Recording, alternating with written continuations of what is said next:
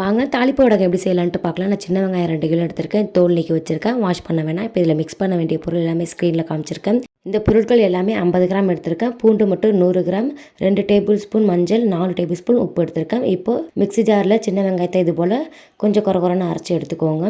இப்போ கையில் ஈரம் இல்லாமல் எல்லா பொருளையும் இதில் சேர்த்து நல்லா மிக்ஸ் பண்ணிக்கோங்க. ஏன்னா பொருள் எல்லாத்தையுமே ரெடி பண்ணி வச்சுட்டு நம்ம அரைக்கணும். அரைச்சி வச்சுட்டு அதுக்கப்புறம் பொருள் எடுக்க வேணாம். அதுக்கப்புறம் தண்ணி விட்ட மாதிரி ஆகிடும். எண்ணெய் வந்து 50 ml எடுத்திருக்கேன். அதில் கொஞ்சமாக ஊற்றிட்டு மீதி எடுத்து வச்சுருக்கேன். அது நாளைக்கு தேவைப்படும்.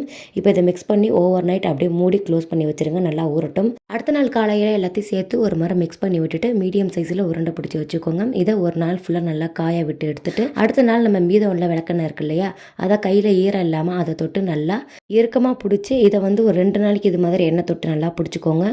7 நாள் வந்து நல்லா காய விட்டு எடுத்திங்கன்னா நல்லா இது மாதிரி காஞ்சி வந்துடும். இதை ஈரம் இல்லாத ஒரு கண்டெய்னரில் ஸ்டோர் பண்ணி வச்சுக்கோங்க. அவ்வளவுதாங்க, தாளிப்பு வடகம் ரெடி.